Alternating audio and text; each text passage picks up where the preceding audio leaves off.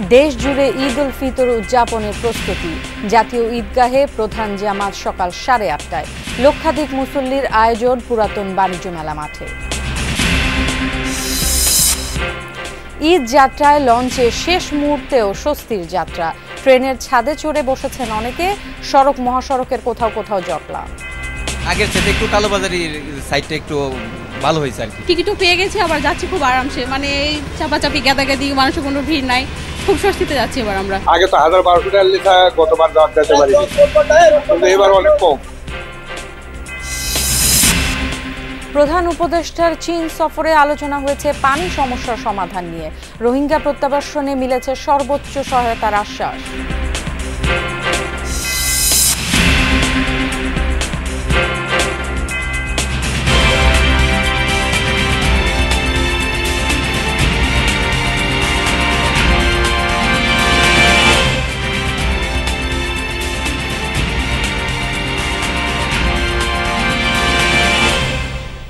সবাইকে আমন্ত্রণ যমুনা নিউজে। আপনাদের সাথে থাকছি আমি ফারহানা ন্যান্সি। এতক্ষণ দেখে নিচ্ছিলেন শিরোনামগুলো।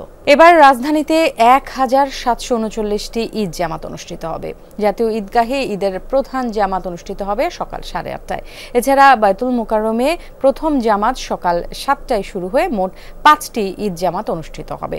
রাষ্ট্রপতি মোহাম্মদ শাহাবুদ্দিন, প্রধান উপদেষ্টা ডক্টর মোহাম্মদ ইউনূস, উপদেষ্টা পরিষদের সদস্য ও বিশিষ্ট ব্যক্তিরা জাতীয় ঈদগাহে প্রধান জামাতে নামাজ আদায় করবেন। জাতীয় ঈদগাহ ময়দান ও রাজধানীর ঈদ জামাতগুলোকে কেন্দ্র করে 5 স্তরের নিরাপত্তা ব্যবস্থা নিয়েছে আইনশৃঙ্খলা রক্ষাকারী বাহিনী। ঈদের নিরাপত্তায় 15,000 পুলিশ সদস্যের পাশাপাশি সিটিটিসি, এটিইউ, সাদা পোশাকের গোয়েন্দা পুলিশ, সেনাবাহিনী সহ বিভিন্ন আইনশৃঙ্খলা রক্ষাকারী বাহিনীর সদস্যরা মোতায়েন থাকবেন। সকালে জাতীয় ঈদগাহ ময়দানের নিরাপত্তা ব্যবস্থা পর্যবেক্ষণ করেন ডিএমপি কমিশনার। জানান, এবারের ঈদকে ঘিরে সুনির্দিষ্ট কোনো হুমকি নেই, তবে সব ধরনের চ্যালেঞ্জ মাথায় রেখেই নিরাপত্তা ব্যবস্থা গ্রহণ করা হয়েছে। ঢাকা মহানগরীতে মোট 111টি ঈদগাহ এবং 1577টি মসজিদে মোট 1739টি ঈদের জামাত অনুষ্ঠিত হবে। জাতীয় মসজিদ ও ঢাকার অন্যান্য সকল স্থানে অনুষ্ঠিত ঈদ জামাতে নিরাপত্তা নিশ্চিত করে ঢাকা মেট্রোপলিটন পুলিশ সমন্বিত সুদৃঢ় সুবিন্যস্ত নিরাপত্তা ব্যবস্থা গ্রহণ করেছে। নিরাপত্তার জন্য আমরা দেশব্যাপী টহল, গোয়েন্দা নজরদারি, সাদা পোশাকের ডিউটি এবং অন্যান্য বাহিনীর সাথে সমন্বয় রেখে আমরা এই নিরাপত্তামূলক ডিউটি পালন করি। এদিকে পুরাতন বাণিজ্য মেলা মাঠে একসাথে 1 লাখের বেশি মুসল্লি আদায় করতে পারবেন ঈদের নামাজ। এ তথ্য জানিয়ে ঢাকা উত্তর সিটির প্রশাসক এবারের ঐতিহাসিক ঈদ মিছিলে অংশ নিয়ে ইতিহাসের অংশ হতে নগরবাসীর প্রতি আহ্বান জানিয়েছেন। সকালে পুরাতন বাণিজ্য মেলার মাঠে ঈদ জামাতের প্রস্তুতি দেখতে যান মোহাম্মদ এজাজ। বলেন, ঈদের প্রথম জামাত শুরু হবে সকাল 8:30। এখানে নারী পুরুষ সবার ঈদ জামাতে অংশ নেওয়ার ব্যবস্থা থাকবে। ঈদের নামাজ শেষে 9টায় শুরু হবে ঐতিহাসিক ঈদ মিছিল। প্রশাসক জানান, মিছিলটি সংসদ ভবনে গিয়ে শেষ হবে। মিছিলের সামনে থাকবে শাহী ঘোড়া, সামনে পেছনে 20টির মতো ঘোড়ার গাড়ি থাকবে। এই মিছিলের মাধ্যমে ঢাকার 400 বছরের ঈদ ঐতিহ্যকে ফিরিয়ে আনা হবে বলেও জানান মোহাম্মদ এজাজ। বলেন, 2 দিন ব্যাপী ঈদ মেলার আয়োজন করা হয়েছে, সেখানে 200টির মতো স্টল থাকবে। মানুষের নিরাপত্তা আর নামাজের ফ্যাসিলিটি, নারী পুরুষ একসাথে নামাজ পড়ার পৃথক পৃথক জায়গা, গাড়ি পার্কিং এবং অ্যাক্সেসিবিলিটি সবকিছু মাথায় রেখে আমরা উত্তর সিটি কর্পোরেশন থেকে এখানে ঈদ জামাতটি করার আমরা উদ্যোগ নেই। মুসলমানদের সবচেয়ে বড় উৎসব ঈদ।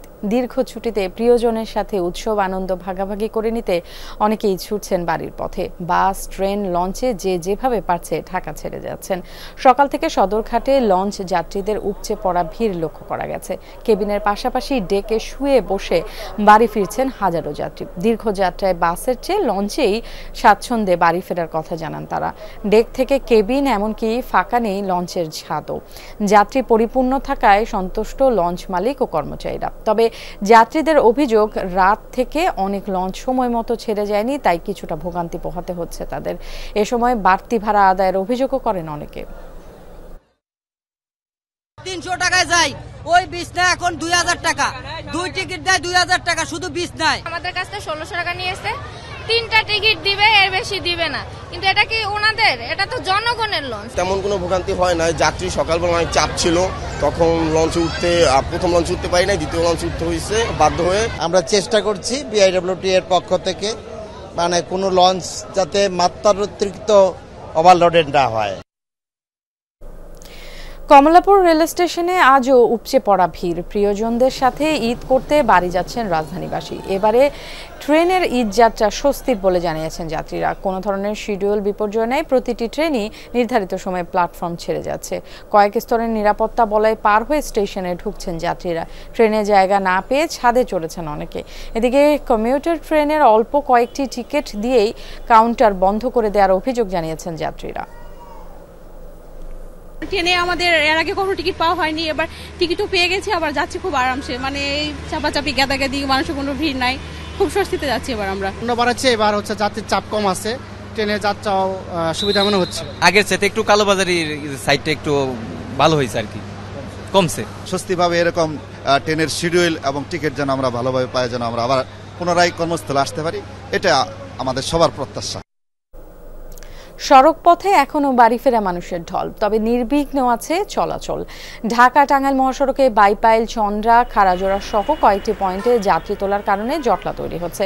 ফলে এসব জায়গায় কয়েক কিলোমিটার এলাকা জুড়ে গাড়ির ধীর গতি রয়েছে, তবে বড় ধরনের যানজটের ভোগান্তি নেই। অবশ্য বরাবরের মতো এবারও বাসে বাড়তি ভাড়া নেওয়ার অভিযোগ করেছেন যাত্রীরা। অনেকেই ট্রাক কিংবা পিকআপে চেপেও বাড়ির পথ ধরেছেন। গত 24 ঘন্টায় যমুনা সেতু দিয়ে প্রায় 45,000 যানবাহন পারাপার হয়েছে।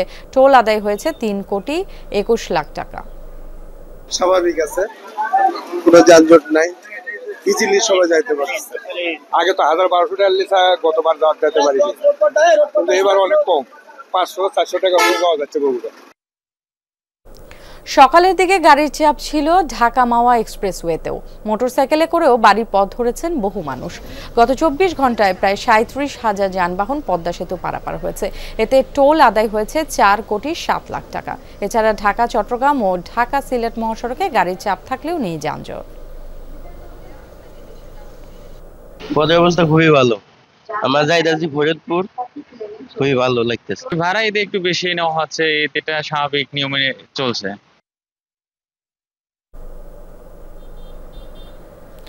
পাটুরিয়া ফেরিঘাটে সকাল থেকে যানবাহনের চাপ থাকলেও ভোগান্তি ছাড়াই চলছে পারাপার। লঞ্চেও বেড়েছে ভিড়, তবে স্বস্তিতেই বাড়ি ফিরছেন যাত্রীরা। পাটুরিয়া দৌলতিয়া রুটে 17টি ফেরিতে যানবাহন পারাপার চলছে, আর লঞ্চ চলছে 20টি। জায়গা থেকে এখন আসছি, খুব সুন্দরভাবে আসছি, কোনো জায়গায় জ্যাম পাই নাই, সুন্দরভাবে ঘাট পর্যন্ত পৌঁছাইতে পারছি। অন্য বছর হচ্ছে এবার পার্থক্য কি আসিয়া ফেরি পাচ্ছে, এটাই পার্থক্য।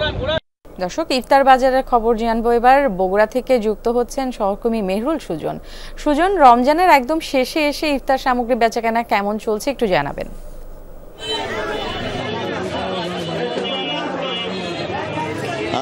নান্সি, যেটি বলছিলেন যে রমজান কিন্তু একেবারেই শেষ। আজকে বলা চলে যে যদি চাঁদ দেখা যায় তাহলে তো কালকেই ঈদুল ফিতর অনুষ্ঠিত হবে, সেক্ষেত্রে আজকেই কিন্তু শেষ রোজা হয়ে যাচ্ছে। এবং শেষ রোজা ইফতারের দোকানগুলোতে আমরা শুরুর দিকে যেভাবে ইফতারের দোকানে মানুষের ভিড় দেখেছিলাম, কেনা বেচার যেরকম জমজমাট একটা দৃশ্য প্রতিদিন দেখা যেত বিকেলের পর থেকে, এই সময়ের পর থেকে, সেটি কিন্তু আজকে খুবই কম। আজকে আমরা শহরের বিভিন্ন যে রেস্তোরাঁগুলো আছে সেগুলোতে একটু ঘোরাফেরার চেষ্টা করছিলাম, একটু দেখার চেষ্টা করছিলাম।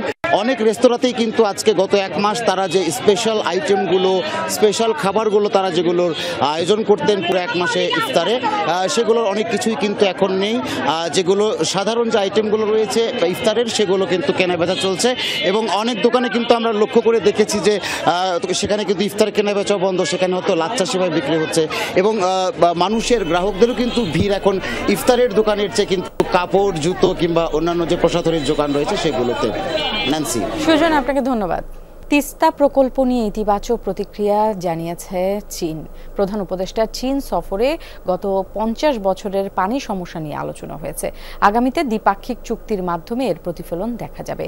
দুপুরে রাজধানী ফরেন সার্ভিস একাডেমিতে ডক্টর ইউনূসের চীন সফর নিয়ে সংবাদ সম্মেলনে এসব কথা জানান প্রধান উপদেষ্টার high representative doctor Khalilur Rahman.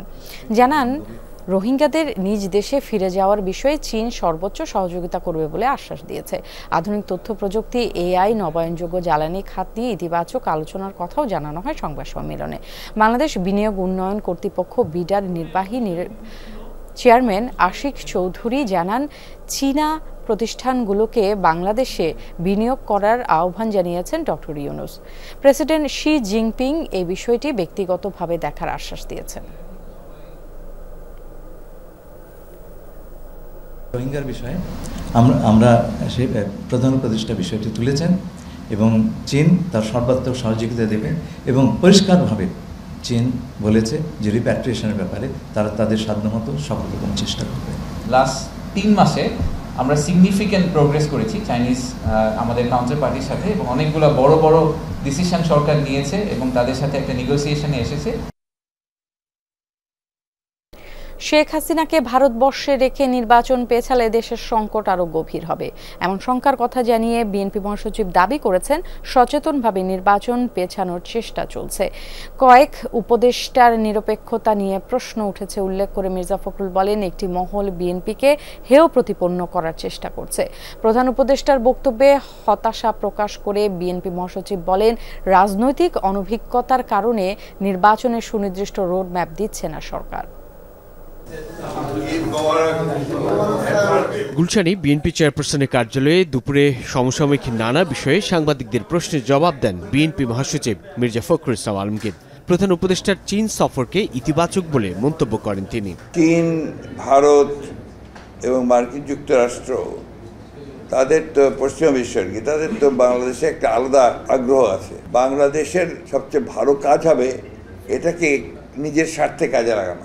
BNP মহাসচিব বলেন, কিছু কিছু মহল নির্বাচন পেছাতে চায়। ডিসেম্বর থেকে আগামী বছরের জুনে নির্বাচন। প্রধান উপদেষ্টার এমন বক্তব্যে হতাশা প্রকাশ করেন তিনি।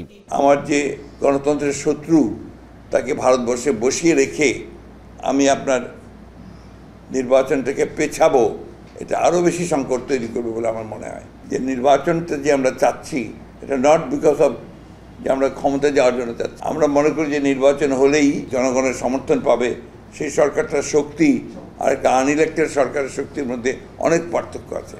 নতুন দল প্রতিষ্ঠায় সরকারি সুযোগ সুবিধা দেওয়া হচ্ছে বলেও সন্দেহ প্রকাশ করেন বিএনপির এই নীতি নির্ধারক। সরকারের টাকা আপনার বিভিন্ন খাতে সেই সমস্ত উপদেষ্টা যারা আপনার জড়িত তারা ব্যয় করছেন, দলের সঙ্গে যারা জড়িত আর কি, এটা কখনোই নিরপেক্ষতা বহাল করতে পারে না। দলকে প্রতিষ্ঠা করার জন্য সরকারি সুযোগ সুবিধা ব্যবহার করা। প্রফেসর ইউনূস সাহেব যদি মনে করেন যে কারোর জন্য নিউট্রালিটি ব্যাহত হচ্ছে, তাকে তো তার ক্যাবিনেট থেকে বের করে দেওয়া উচিত।